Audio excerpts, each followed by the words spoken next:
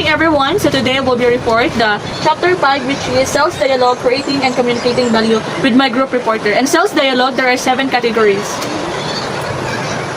Effective sales dialogue, encouraging buyer feedback, creating customer value, interesting and understandable sales dialogue, engaging and involving the buyer, supporting product claims, and group sales dialogue. So first, I'll be discuss the effective sales dialogue. An effective sales dialogue, preparing and completing this phase of sales process successfully has been compared to doing surgery in that is complex and injury preparation, knowledge, and skills.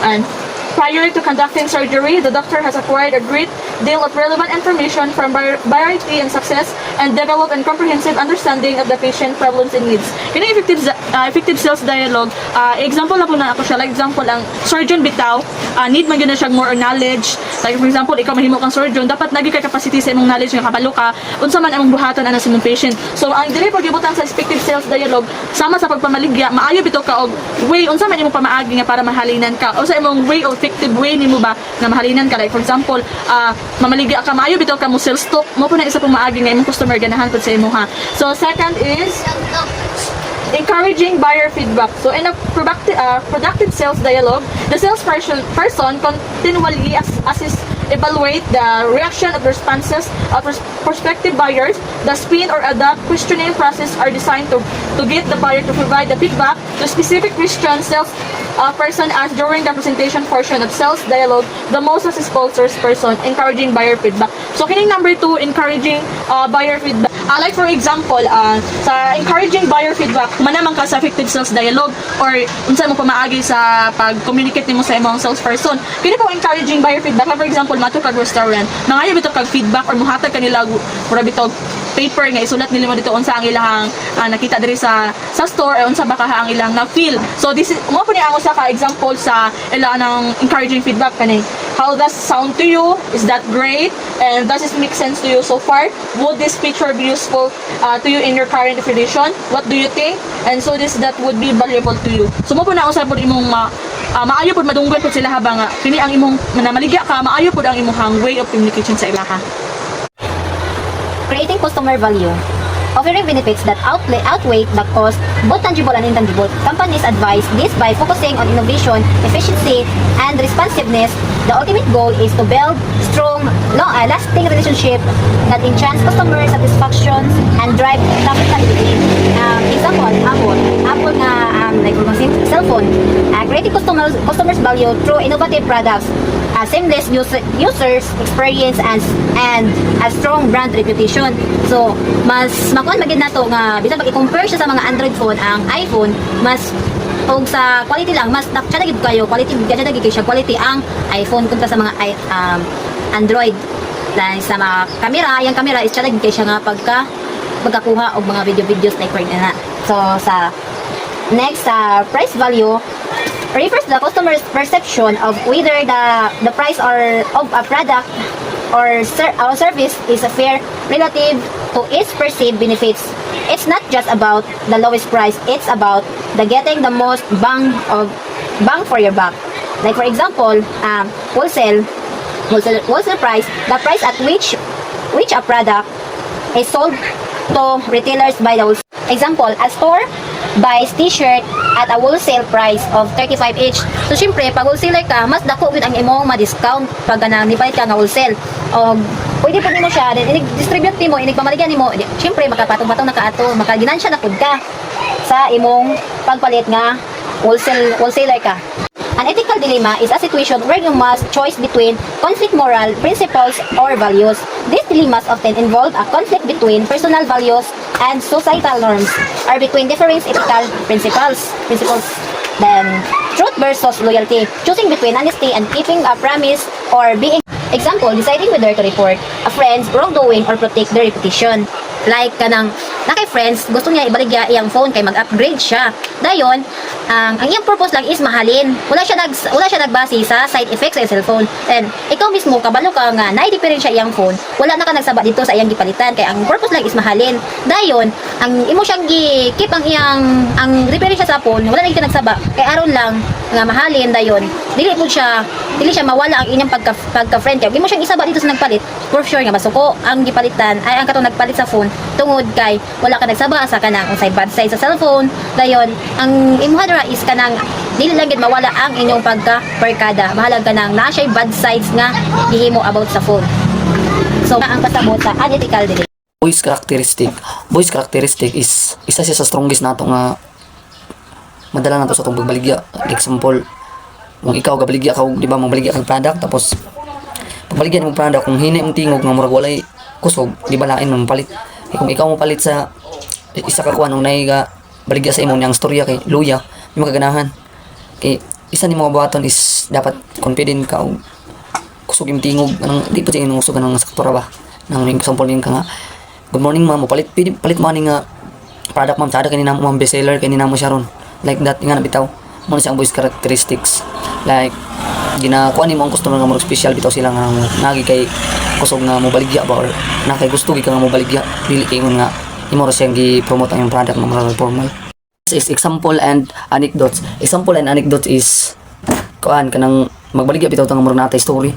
For example kanang kani ma'am palitan ninyo example kani ma'am palitan ninyo ma'am kay kani atong una ma'am na nagpalit sa ma'am nga taga dito ra sa inyo ma'am silingan na gud ninyo dapit nakapalit siya ani ma'am nya karon bitaw ma'am ana ma'am naulian na siya or mas focus na siya sa study kani nga vitamins like nga na ba natay story bitaw nga tinuod baril mo na siya ang example and anecdotes. Next, verbal support.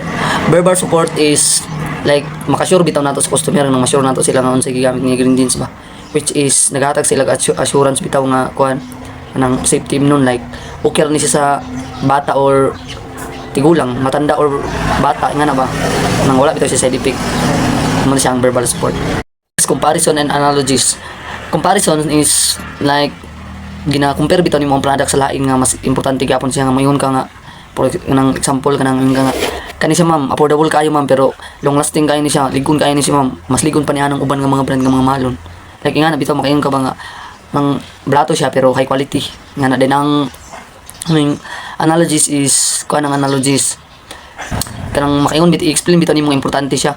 For example na kay phone casing sa cellphone then ingon nimo ba nga ma'am kuan gini nimo ma'am kay mahulog bitaw mo cellphone ma'am nya taod ni nimo ang casing makaingon gyud ka ma'am nga may gani na aning casing okay kung wala ni naguba na akong cellphone. So ayat na nimo siya ma-realize samot ba nga mahulog nimo cellphone din na siya ulat nga mahulog dapat mapalit na kadaan yung mahulog ma-appreciate gini mo gipalit. Types of sales aid. Sales aids are supportive tools that help capture attentions, clarify complex points, and strengthen presentations. They should be chosen carefully based on the product, situation, and audience. For example, photos, printed materials, charts, models, samples, and electronic media. For example, kanang sa Avon bitong kuan ng mga product, di ba gatang islag ka ng brochure, kanang nalintanan dira ang mga prices, looks, kanang porma sa ilang baligya, o mga prices. The second one is visual materials. Visual materials appeal to buyers through sight, making ideas easier to understand and remember. Visual materials is also tools to communicate information through images, illustrations, or printed visuals. They help make ideas clearer, more attractive, and easier to remember. These materials are designed to catch attention, explain details, and support presentations by showing something instead of just describing it with words. For example, kanang mga brochures gyapon, mga posters, charts, graphs, photographs, and illustrations. For example, kanang sa mga food and beverages, di ba? Kanang na sila menu nga kanang ginahatag nila. And then the last one is electronic materials. Electronic sales aids include multimedia presentation videos, mobile apps, and online catalogs. They can be customized to each buyer, making them more engaging and flexible. For example, kanang mga PowerPoint o mga PowerPoint presentations or slideshows, videos or product demos, and interactive tablets or apps, digital catalogs or e-brochures.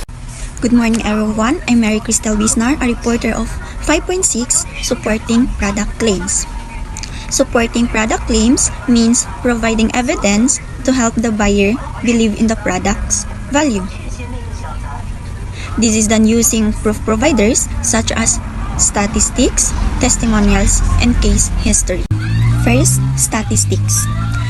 Statistics are factual data that support product claims, should came from credible third-party sources like government agencies, independent labs, increases believability and trust in the product. For example, na kay product nga whitening soap, based on a survey, 95% sa mga users sa whitening soap nakakita og visible na pagputi sa ilang panit sulod sa duha ka semana. Second, testimonials. Testimonials are statements from satisfied customers, build trust and lowers buyer perceived risk. For example, si Ana nagpalit og whitening soap. After 1 month paggamit sa whitening soap, nakita na niya ang result, nilighten iyang skin tone ug ni smooth pagyud. Third, case histories. Case histories are testimonial in story form. Allow more detailed explanation, should be short, relevant, and clearly support the product benefit. For example, si Ana nag-struggle sa dark spot, pimple marks for 2 years. Paggamit niya sa whitening soap, twice a day for 3 months, nawala ang mga dark spot o pimple marks ug ni-glow ang iyang skin. Arrival tactics. First impression, mag-sit sa ton sa meeting. Then, first jud ana is punctuality. Moabot at least 15 minutes early para maka-set up sa equipment. Second is professional image. Mag-wear og formal business attire para credible ka sa imong client, para formal ka tanawon. Then room readiness. I-check nga klaro ang slide ug handouts nimo. That's so very important yun. And warm greeting. So, i-greet individually ang mga decision makers with handshake and light small talk.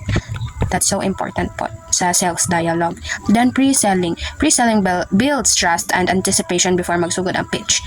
So, research participant like Joy Fields, kabalo ka nga IT siya, John Harris, sa finance, like mga inana, murag i-research nimo ang imuhang mga participants sa ilahang mga works.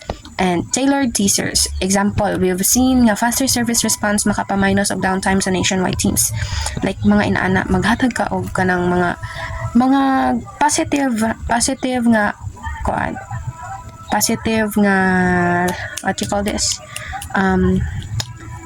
Positive. Credible share success stories gikan sa previous large-scale clients. So, 3, group sales dialogue. Kung magbaligya sa grupo, dapat tanan ma-engage. First, inclusive attention. Eye contact sa tanan, dili lang sa usa ka decision maker. And department benefits like relate solutions per role like IT, security, finance, cost efficiency, customer service, or faster resolutions like that.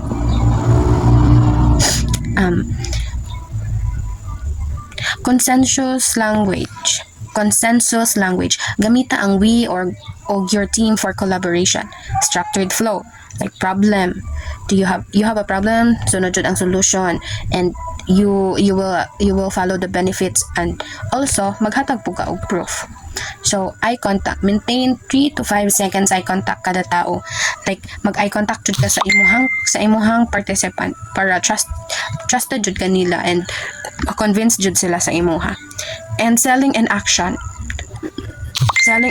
like opening statement, like example, today I'll show how national networks can deliver a reliable, fully integrated network for all risk insurance with 3,200 agents and 5 regional offices. Like that, magkuan ka, hatag ka og kanang just a little background sa imuhang all risk sa company like all risk insurance. So, feature advantage benefit.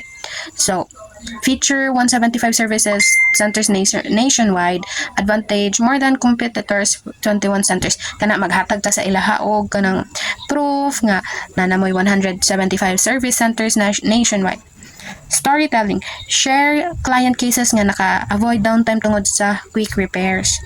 Mga inaana siya, mag-share kag mga na-client lugar nimo sa past nimo nga na-satisfied gud sila sa inyo sa services. So, competitive edge, installation and testing done in-house, dili outsourced.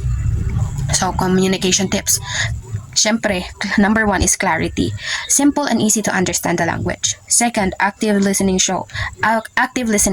Show understanding through nodding and paraphrasing. Like, mag-agree ka sa iya o na siya iingon, like that. Positive energy, enthusiastic but professional tone. Body language, open gestures, confident posture, avoid cross arms. So dili jud ta mag-ana og kuan ta no, mag-communicate ta sa atong client. Kinahanglan mag-gesture ta, inana, then confident kaayo ta, mga ina. So handling question. Syempre, number 1 diha ang listen fully. Og siya ang imuhang client mo istorya, mag-agree ka sa iyaha and after siya mag-storya, ay padayon ka mag-communicate, ay mag-ano po sa iyaha ka ng mag-storya. Ayaw siya i-interrupt sa iyahang kanang i-question nimo sa iya imo jud sa iyahang og mag-question siya sa mga pahumana sa siya, ay dayon ikaw pahumana sa imong client, ay ka mag-answer. So acknowledge nimo siya, like for example maingon kang, that's a good point, here's how we handle it, like that. Kanang murag positive ra kaayo siya ba. Then mohatag po, third is direct answers. So importante jud kay na nga straight to the point ang imuhang i-answer sa imuhang client, nga way pagduha-duha para dili magduha-duha si client. Redirect if too technical. So offer follow-up na dayon ka sa ihang question. So engage others, like for example, Mike, unsa ni pag-handle kung mas paspas ang service response, like inana mangutana ka sa imong mga ka-workmate. So in conclusion, sa case sa all risk insurance, dili lang presyo og equipment ang basihan. Ang pinaka-critical kay ang abilidad ni James Roberts nga makakonect sa grupo, klaro nga ma-present ang benefits o makahatag og confident sa superior services sa national networks. Pinaagi sa pag-transfer sa arrival tactics, pre-selling, group dialogue, confident communication ug effective handling of questions, mas taas ang chance nga ma-appeal sila sa supplier. Mao lang po.